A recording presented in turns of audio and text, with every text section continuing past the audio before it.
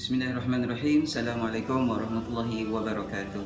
Alhamdulillah, syukur kepada Allah Subhanahu Wa Taala. Hari ini kita dapat berjumpa sekali lagi di dalam channel Mahtafiz Al-Faizin Kota Damansara. Video kali ini kita akan bahas subjek pendidikan Al-Quran dan Sunnah, ataupun lebih kita kenali sebagai PQS, dan kita masuk ke dalam pelajaran ke-9 tentang ayat kefahaman berkenaan dengan ihsan terhadap ibu bapa. Hari ini kita akan kutip intisari yang menarik, pengajaran yang kita boleh ambil daripada surah Luqman ayat ke-14 sehingga 15, yang di mana Allah Subhanahu wa taala mengabadikan di dalam Al-Quranul Karim kisah nasihat seorang ayah kepada anaknya, iaitu kisah ataupun nasihat daripada Luqman kepada anaknya. Mari sama-sama kita dengarkan alunan ayat suci Al-Quran surah Luqman daripada ke-14 hingga 15, dan mari sama-sama kita kutip intisari yang kita boleh ambil daripada ayat tersebut.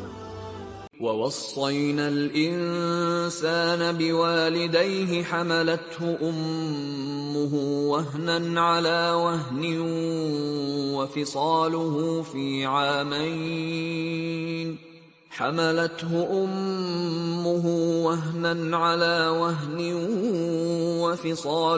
فِي عَامَيْنِ أَنِ اشْكُرْ لِي وَلِوَالِدَيْكَ إِلَيَّ الْمَصِيرُ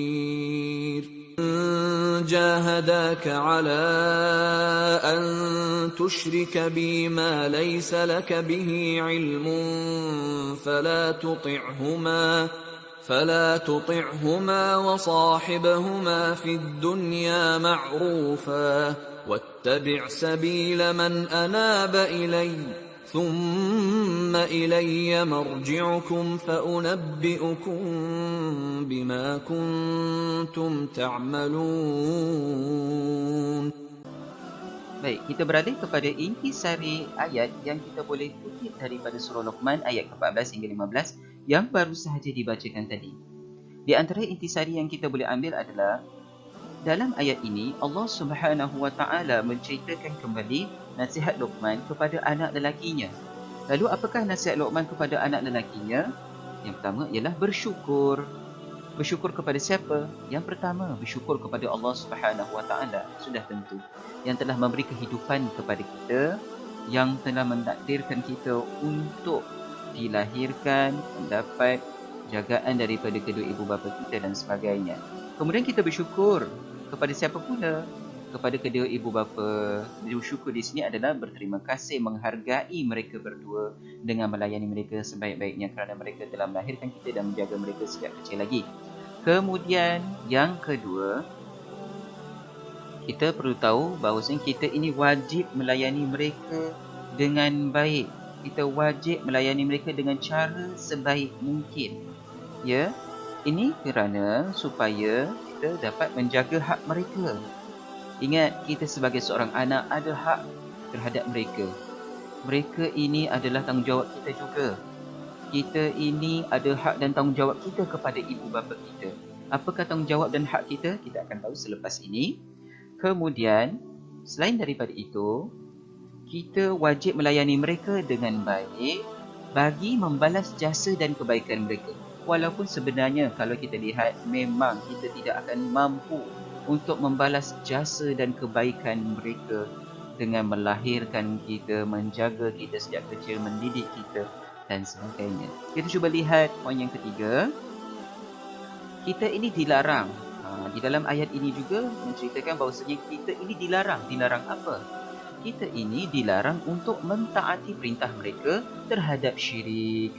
Walaupun kita wajib melayani mereka. Ingat sekali lagi, walaupun kita wajib melayani mereka dengan baik, dengan sebaik mungkin, tetapi kita tetap dilarang untuk mentaati perintah mereka terhadap syirik. Jadi andai kata ada ibu bapa kepada seorang anak menyuruh anaknya untuk melakukan kesyirikan, maka anak itu dilarang untuk ikut perintah ibu bapanya yang menyuruhnya untuk mensyirikkan Allah Subhanahu wa taala. Tapi perlu tahu di sini, walaupun kita dilarang untuk mentaati perintah mereka terhadap syirik, itu tidak bermaksud kita pulaukan mereka ataupun kita bersikap biadab kepada mereka. Ingat, janganlah memutuskan silaturahim. Ini adalah poin keempat yang kita boleh petik daripada Al-Quran. Intisari keempat yang kita boleh petik daripada surah Luqman ayat ke-14 hingga 15. Janganlah memutuskan silaturahim. Kita dilarang mentaati perintah mereka terhadap syirik, tetapi jangan sampai kita memutuskan silaturahim. Tetaplah berbakti selagi tidak bertentangan dengan Islam. Baik, inilah intisari ayat yang kita boleh petik daripada surah Luqman ayat 14 hingga 15. Itulah intisari yang kita boleh ambil daripada surah Luqman ayat 14 hingga 15. Semoga kita dapat mengaplikasikan pengajaran dan juga intisari daripada ayat suci Al-Quran tadi di dalam kehidupan kita. Kita jumpa pada video akan datang yang di mana kita akan bahas pula berkaitan dengan apakah hak dan kewajipan seorang anak terhadap ibu bapa. Kita jumpa lagi insya-Allah.